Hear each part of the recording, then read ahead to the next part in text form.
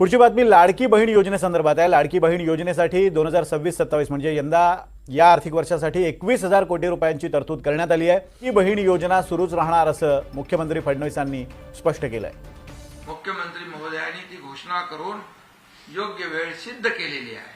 त्यामुळे आता विरोधकांना काय बोलायला संधी आम्ही ठेवलेली नाही। आणि म्हणून मुख्यमंत्री माझी लाडकी बहीण योजना हेही सांगितल्याप्रमाणे मुख्यमंत्र्यांनी कधी बंद होणार नाही आणि ती कायम सुरू राहणार। शेतकऱ्यांची कर्जमाफी देखील ते सांगितलंय। आपला 2025 सप्टेंबर पर्यंत 2 लाखापर्यंत जी कर्जमाफी करायची आहे आणि त्याचबरोबर नियमित कर्ज भरणारे जे 50,000 रुपये इन्सेंटिव्ह देतो तेही आम्ही देणार। आपल्याला आठवण म्हणून मी सांगतो, महाविकास आघाडीने हे 50,000 रुपये इन्सेंटिव्ह देणार म्हणून घोषणा केली होती, पण त्यांनी दिले नाही, महायुतीने दिले।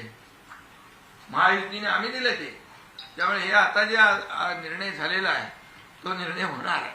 म्हणजे आम्ही जे बोलतो ते करून दाखवतो, याचा प्रत्यय आजच्या बजेटमधून आलेला आहे। प्रिंटिंग मिस्टेक म्हणणारे आम्ही नाही।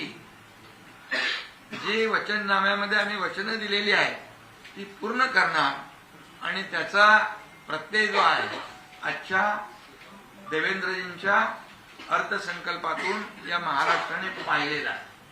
आणि म्हणून हे दोन विषय सगळ्यात महत्वाचे। लाडकी बहीण योजना झाली आणि सावत्र भावाने किती कोर्टबाजी केली तरी सुद्धा आमच्या लाडक्या बहिणींच्या मागे आम्ही सगळे भाऊ, आता तर आमची ताई पण आली आहे इकडे, आम्ही खंबीरपणे उभे राहणार आहोत आणि सुरूच राहणार आहे।